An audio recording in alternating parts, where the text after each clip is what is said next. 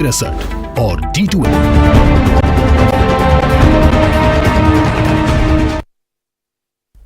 नमस्कार, 20 मिनट 20 खबर में आप सभी का बहुत स्वागत है और मैं हूं आपके साथ माजिद अंसारी। हम अगले 20 मिनट में आपको देश दुनिया के 20 ऐसी खबरें बताने वाले हैं जो इस वक्त न केवल सुर्खियों में है बल्कि दिलचस्प और अहम भी है। तो शुरू करते हैं 20 मिनट में 20 खबरों का सिलसिला। सबसे पहले देखते हैं राजधानी की कौन कौन सी खबर इस वक्त अहम है। जमीन पर गिरे शख्स को भीड़ लात और जूतों से पीटने में लगी है। किसी के हाथ में लोहे का रॉड है तो कोई मुट्ठी बांधकर दे दनादन देने में लगा है।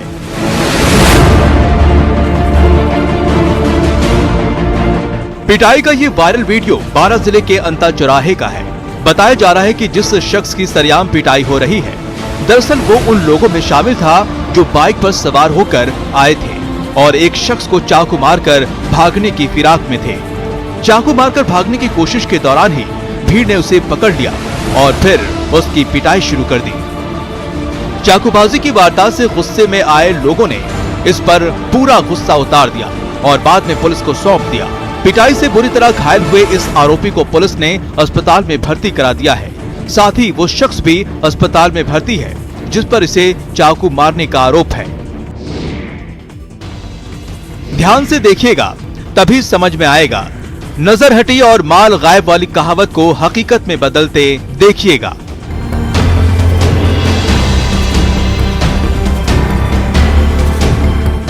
ये सीसीटीवी फुटेज सिरोही के आबू रोड के एक एग्रो केमिकल दुकान की है। यहाँ जैकेट पहनने आए एक कस्टमर ने पहले तो लुवास नाम का केमिकल मांगा। बुजुर्ग दुकानदार ने उसे ये केमिकल देखने के लिए दिया।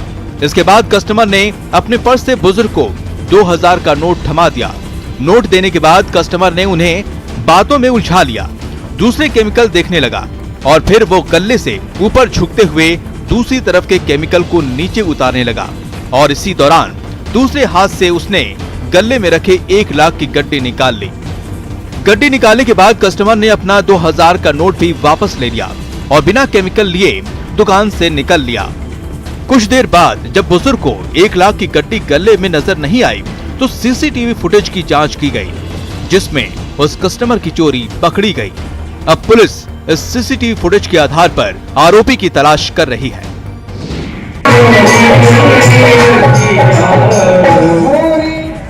वीडियो में भक्ति रस में सराबों नजर आ रहे इन लोगों में कोटा के इटावा नगर पालिका के नवनिर्वाचित बीजेपी और कुछ निर्दलीय पार्षद हैं।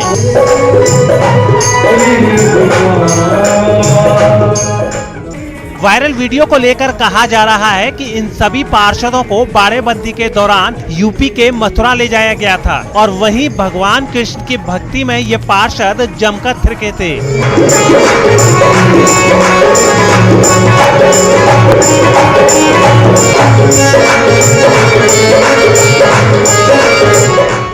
आपको बता दें कि कोटा जिले के इटावा नगर पालिका में बीजेपी का बोर्ड गठित हुआ है और पालिका के चेयरमैन के तौर पर रजनी सोनी निर्वाचित हुई हैं। बोर्ड के गठन से पहले ही बीजेपी देहात कार्यकारिणी की ओर से 16 बीजेपी पार्षद और 9 निर्दलीय पार्षदों को पार्टी की ओर से बाड़ेबंदी में रखा गया था।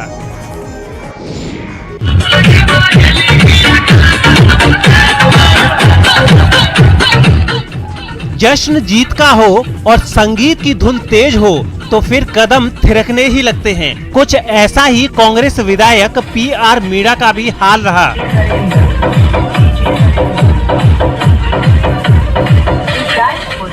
दरअसल करौली जिले में टोडा भीम नगर पालिका के चुनाव में कांग्रेस की शानदार जीत के बाद सोमवार को विजय जुलूस निकाला गया था। इस विजय जुलूस में कांग्रेस के निर्वाचित पार्षद, सभापति और उप सभापति भी शामिल थे। ढोल नगाड़ों के साथ निकाले गए जुलूस में सब थिरक रहे थे।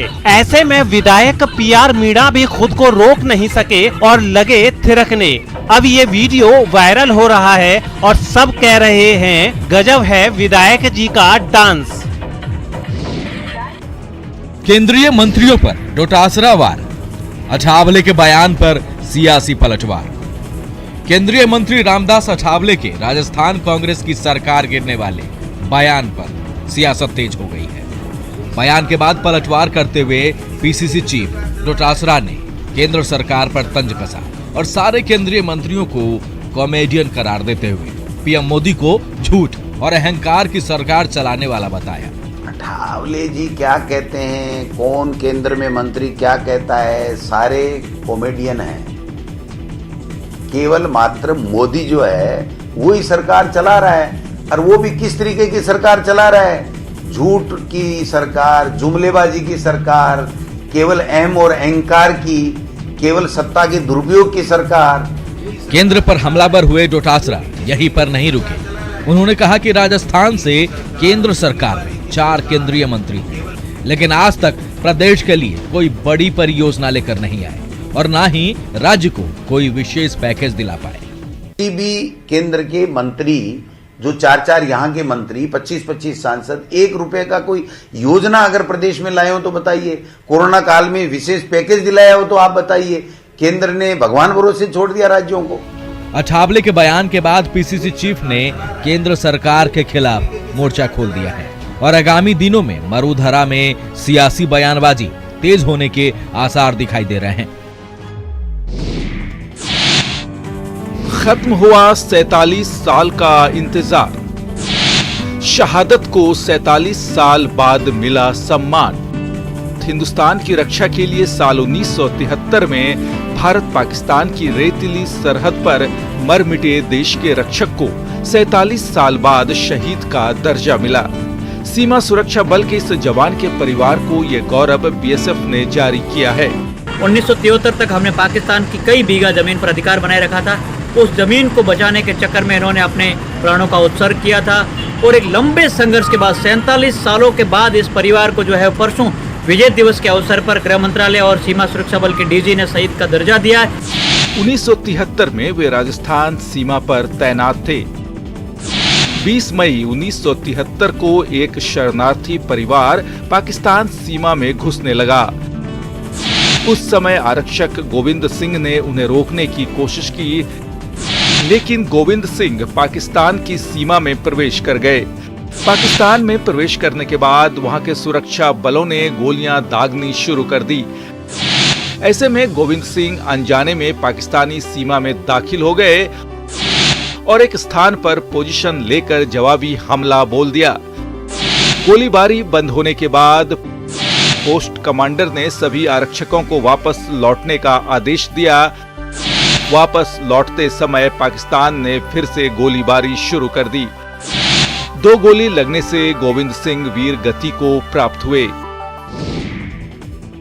अलवर में कोरोना को हराने के बाद स्वस्थ हुए रोगियों की बेहतरीन चिकित्सा के लिए आयुष कोविड केयर सेंटर की शुरुआत की गई है। ये Ayush Covid care centre Alwar के जिला अस्पताल परिसर में बने जिला आयुर्वेदिक चिकित्सालय में शुरू किया गया है। दरअसल कोरोना संक्रमण के बाद ठीक हुए लोगों को स्वास्थ्य संबंधी परामर्श और संपूर्ण चिकित्सा के लिए प्रदेश सरकार की पहल पर इस तरह के सेंटर बनाए जा रहे हैं, जिसमें भ्रम रोग, शरीर का टूटना, गले में खराश, दर्द और सूजन आना, खांसी, श्वास लेने में तकलीफ जैसी बीमारियों का इलाज किया जाएगा। आयुर्वेद के डॉक्टर पवन सिंह शेखावत के साथ यूनानी डॉक्टर मोहम्मद अकरम और होम्योपैथिक के डॉक्टर मुकेश सोलंकी इस सेंटर पर ड्यूटी करेंगे। इनके अलावा यहाँ योग और प्राकृतिक चिकित्सा की डॉक्टर कुमुद तिवारी मरीजों को परामर्श देंगी।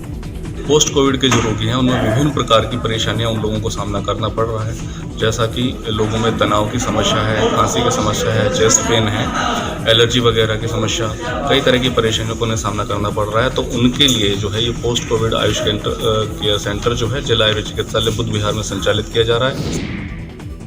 पिछले कई दिनों से आसमान में कैमरा और एक गोल घेरा लटकाए चक्कर लगा रहा ये हेलीकॉप्टर सीकर के ग्रामीण इलाकों में हैरानी का सबब बना हुआ है। दरअसल geological survey of India Sikar में जमीन के नीचे दबे खनिज को तलाशने की संभावना में जुटा है। इसके लिए कई दिनों से विभाग के हेलीकॉप्टर मशीनों के साथ राउंड लगा रहे हैं। आपको बता दें कि इससे पहले भी इस इलाके में जियोलॉजिकल सर्वे ऑफ इंडिया के हेलीकॉप्टर इस तरह का सर्वे कर चुके हैं। इस तरह के सर्वे से ये पता लगाने की कोशिश की जाती है कि यहाँ जमीन के नीचे क्या कोई खनिज है।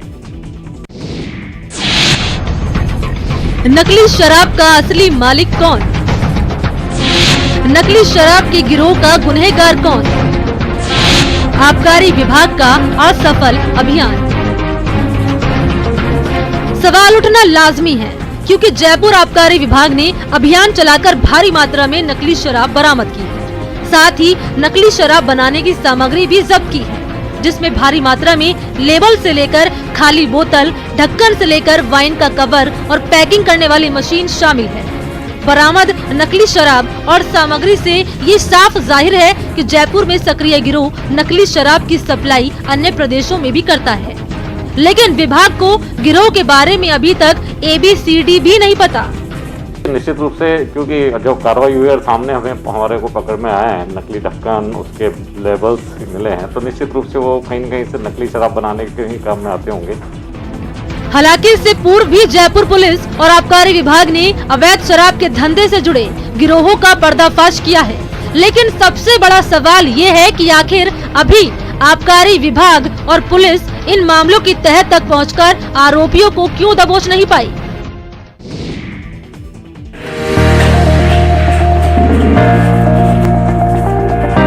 किचन में तरह तरह के डिश बना रही ये कृषि वैज्ञानिक डॉक्टर सोनाली शर्मा हैं। खास बात यह है कि सोनाली शर्मा जो कुछ बना रही हैं, वो खालिस बाजरा से बना है। वही बाजरा जिसकी रोटी धीरे धीरे कर हमारी थाली से गायब हो गई है। वही बाजरा जिसके उत्पादन में मर्दुरा सिरमौर तो है, लेकिन यहाँ इसका कोई उपयोग नहीं। बाजरा का कोई उपयोग नहीं। ये बात सोनाली शर्मा को खल गई और उन्होंने बाजरा से नई नई डिश बनाने का फैसला किया। बाड़मेर के कृषि विज्ञान केंद्र में तैनात डॉक्टर सोनाली शर्मा कहती हैं, बाजरा सिर्फ रोटी तक सीमित नहीं है, इससे बहुत कुछ बनाए जा सकते हैं। और खास बात यह है कि बाजरा लोगों की किस्मत भी बदलने का मादा रखता है। सोनाली शर्मा की इस कोशिश की हर कोई तारीफ कर रहा है। 30 प्रोडक्ट्स हैं अभी जो बाजरे के बनाए जा सकते हैं। तो और जब बाजरा हम हेल्थ पॉइंट ऑफ व्यू से देखें तो वो काफ़ी ज़्यादा न्यूट्रिटिव है। उसमें फास्फोरस है, मैग्नीशियम है, कैल्शियम है, मैग्नीज है, विटामिन B है और एंटीऑक्सीडेंट्स हैं। ऐसा है कि देसी बाजरा है वो निश्चित रूप से स्वादिष्ट है और उसके अंदर पौष्टिकता भी अधिक है, और उसके लिए भारत सरकार निरंतर प्रयास कर रही है कि उसको ज़्यादा से ज़्यादा प्रमोट करें। प्लास्टिक की बोतल में गाय का दूध पीते हिरण के इस बच्चे का नाम डॉन सुनकर चौंकिएगा नहीं। बड़े प्यार से माया खान ने इसका नाम डॉन रखा है और पिछले 7 महीने से इसे इसी तरह गाय का दूध पिलाती रही है। 7 महीने पहले डॉन जैसलमेर के केरालिया गांव के रहने वाले नूरे खां को उस वक्त मिली थी जब इसकी मां को गांव के कुछ आवारा कुत्तों ने हमला कर मौत के घाट उतार दिया था। नूरे खान ने किसी तरह उन कुत्तों से डॉन को बचाया और अपने घर ले आए। डॉन को देख नूरे खान की पत्नी माया खान की ममता जाग उठी और उन्होंने इसे बड़े लाड़ से अपने पास रखा। इसके लिए अलग से वो गाय का दूध लाती रही और इसे पिलाती रही। अब डॉन जंगल में रहने लायक हो गई है, लिहाजा नूरे खान ने उसे वन विभाग को सौंप दिया है। डॉन के जाने का नूरे और उनकी पत्नी माया को दुख तो बहुत है, लेकिन दोनों कहते हैं अब डॉन बड़ी हो गई है और उसे अब घर की नहीं जंगल की जरूरत है, इसलिए उन्होंने दिल पर पत्थर रखकर उसे विदा कर दिया।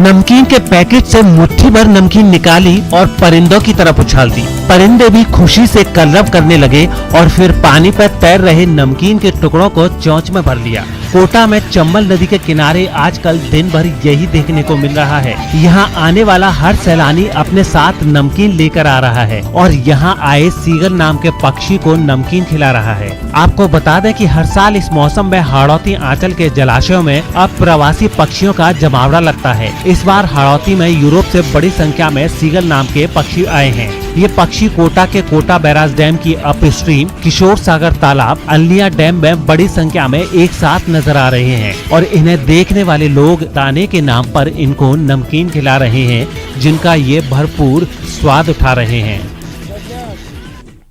तो 20 मिनट 20 खबर में अब देख लेते हैं कुछ अन्य राज्यों की खबरें। पश्चिम बंगाल के दुर्गापुर में बीजेपी के एक कार्यक्रम में पार्टी के कुछ समर्थक मंच पर ही आपस में भिड़ गए। इस कार्यक्रम में बीजेपी नेता दिलीप घोष और अर्जुन सिंह भी शामिल हुए, लेकिन उनके आने से पहले ही वहां मारपीट शुरू हो गई और मंच पर कुछ देर की धक्का मुक्की के बाद एक गुट ने दूसरे गुट के लोगों को पीटना शुरू कर दिया। हंगामा करने वाले लोग जैसे ही मंच से नीचे उतरे तो भीड़ में शामिल कुछ लोग दूसरे गुट पर टूट पड़े।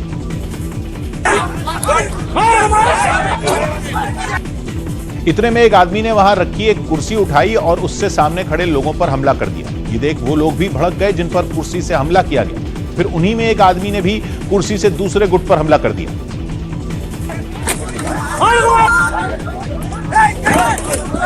असल में बीजेपी के कार्यकर्ताओं को खबर मिली थी कि इस कार्यक्रम में टीएमसी छोड़कर आए कुछ लोगों को पार्टी में शामिल करवाया जाएगा। इसी बात पर उनका गुस्सा फूट पड़ा और वो उन लोगों से भिड़ गए। जो मारा है ये सब टीएमसी वाला ही आया है ज्वाइन करने के लिए आ गया। कुछ देर बाद लोगों के बीच बचाव की वजह से हंगामा तो रुक गया, लेकिन दूर से ही दोनों गुटों में बहस होती रही। हंगामे के बाद वहां कई कुर्सियां भी इधर उधर गिरी नजर आई। त्रिपुरा के खैरपुर में सीपीएम नेता पवित्र कर के घर पर कुछ उपद्रवियों ने हमला कर दिया। ये पूरी घटना पवित्र के घर के बाहर लगे सीसीटीवी में कैद हो गई, जिसमें नजर आया कि कुछ लोग दौड़ते हुए आए और घर के बाहर खड़ी गाड़ी के शीशे तोड़ने लगे, जबकि कुछ लोगों ने घर पर पत्थरबाजी कर दी। बताया गया कि उपद्रवियों ने वहां काफी तोड़फोड़ की, जिसके बाद सीपीएम नेता पवित्र कर के घर के बाहर सड़क पर साइकिल, डंडे और पत्थर बिखरे दिखाई दिए। यही नहीं, कुछ गाड़ियों के शीशे भी टूटे नजर आए। बताया गया कि उपद्रवी उस समय आए जब पवित्र कर के घर पर एक बैठक चल रही थी। अचानक हुए हमले ने सभी को चौंका दिया। दावा किया गया कि कुछ लोगों को चोट भी लगी, जिनमें एक की तस्वीर सामने आई। इस घटना के बाद लेफ्ट नेता ने आरोप लगाया कि हमले के पीछे बीजेपी का हाथ है। Today's program also in this way BJP has done. In front of police, again they have attacked my home. हालांकि पवित्र करके इस आरोप का कोई सबूत नहीं है। साथ ही यह भी पता नहीं लग पाया है कि हमला करने वाले उपद्रवियों का किसी पार्टी से कोई संबंध था भी या नहीं। केंद्र शासित प्रदेश पुदुचेरी में कई छात्रों ने मेडिकल की पढ़ाई में दाखिले के लिए आरक्षण के मुद्दे पर प्रदर्शन किया। प्रदर्शन करने के लिए ये सभी छात्र उपराज्यपाल के घर का घेराव करने के लिए सड़कों पर उतरे। लेकिन उपराज्यपाल किरण बेदी के घर से काफी पहले पुलिस ने उन्हें बैरिकेड लगाकर रोक दिया। पुलिस की सख्ती की वजह से ज्यादातर लोग वहां से पीछे हट गए, लेकिन कुछ प्रदर्शनकारी बैरिकेड गिराकर आगे बढ़ गए। पहले से मुस्तैद पुलिस ने उन्हें भी कुछ दूरी पर ही धर दबोचा और छात्रों के साथ प्रदर्शन में शामिल कुछ लोगों को हिरासत में ले लिया। हालांकि हिरासत में लेने के बाद जिस गाड़ी में उन्हें बिठाया गया उसके आगे कुछ प्रदर्शनकारी खड़े हो गए, जबकि कई सड़क पर बैठ गए। अब पुलिस के सामने उस गाड़ी को वहां से निकालने की चुनौती खड़ी हो गई। पुलिस ने भी प्रदर्शनकारियों को चकमा देते हुए रिवर्स गियर में गाड़ी वहां से निकाल ली, फिर बाकी छात्रों को भी वहां से वापस भेज दिया।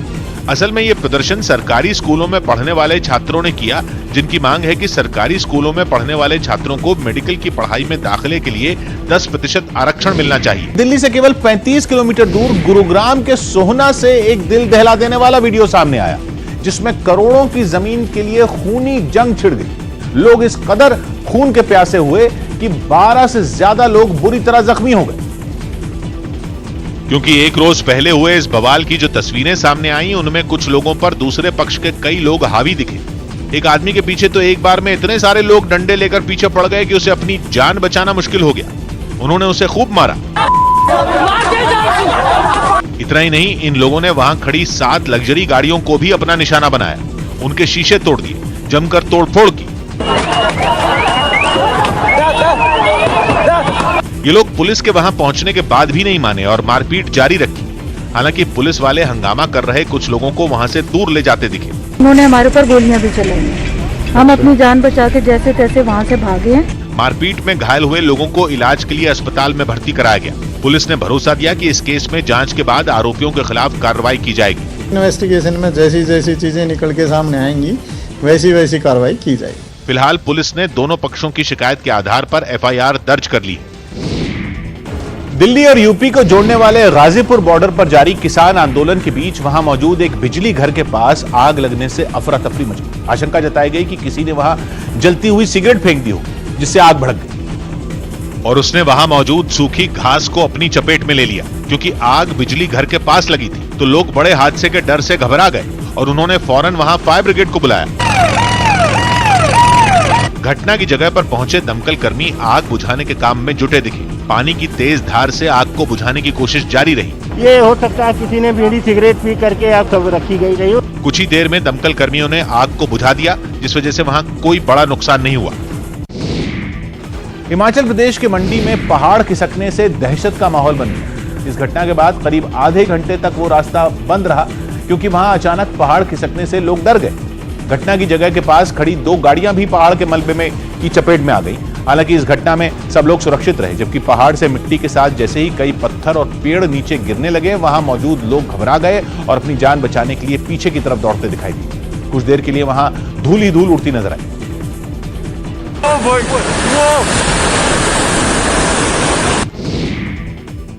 20 मिनट 20 खबर में अब बात करते हैं कुछ अंतर्राष्ट्रीय खबरों की। नेपाल की राजधानी काठमांडू में संसद भंग करने और जल्दी चुनाव कराने की घोषणा के विरोध में सैकड़ों लोगों ने सड़कों पर उतरकर प्रदर्शन किया। एक रोज पहले वहां के प्रधानमंत्री केपी शर्मा ओली की सिफारिश पर राष्ट्रपति ने संसद भंग कर दी और वहां अगले साल 2 चरणों में चुनाव कराने का ऐलान कर दिया, जिसके विरोध में सत्ताधारी नेपाल कम्युनिस्ट पार्टी के गुटों के साथ विपक्षी दल नेपाली कांग्रेस और उनके छात्र संगठन से जुड़े सैकड़ों कार्यकर्ताओं ने मोर्चा खोली। इन लोगों ने न सिर्फ काठमांडू की सड़कों पर उतरकर प्रदर्शन किया, बल्कि प्रधानमंत्री ओली के इस कदम की निंदा करते हुए उनके खिलाफ जमकर नारे भी लगाए। ओली मुर्दाबाद! इस प्रदर्शन में लोग बैनर, तख्तियां और पर्चे लेकर शामिल हुए, जिन पर नारे लिखकर इन लोगों ने संसद भंग किए जाने का विरोध जताया। थोड़ी देर बाद वहां पुलिस पहुंच गई और सड़क पर हंगामा कर रहे लोगों को समझाने की कोशिश करने लगी, लेकिन तमाम कोशिशों के बाद भी वो शांत नहीं हुई। नेपाल जनताले स्वीकार गर्न सक्दैन, त्यो चाहिँ अविलम्ब खारिज हुनुपर्छ। वहां से आई एक दूसरी तस्वीर में प्रदर्शन कर रहे लोगों के आगे आगे पुलिस के जवान चलते दिखाई दिए। यही नहीं, विरोध कर रहे लोगों को आगे बढ़ने से रोकने के लिए सड़क पर बैरिकेड भी लगा दिए गए, ताकि बवाल होने पर हालात को वक्त रहते संभाला जा सके। लेबनान की राजधानी बेरूत में अमेरिकन यूनिवर्सिटी के छात्रों और पुलिस के बीच झड़प हो गई। कुछ दिनों पहले यूनिवर्सिटी ने फीस में बढ़ोतरी की थी, जिसके विरोध में छात्रों ने हंगामा शुरू कर दिया और जब वो इस फैसले के खिलाफ यूनिवर्सिटी के बाहर जमा हुए तो वहां पहले से ही तैनात पुलिस वालों से उनकी झड़प हो गई।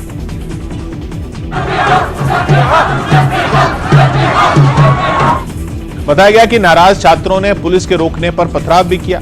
इसके अलावा उन्होंने यूनिवर्सिटी के बाहर का रास्ता जैम कर काफी हंगामा किया।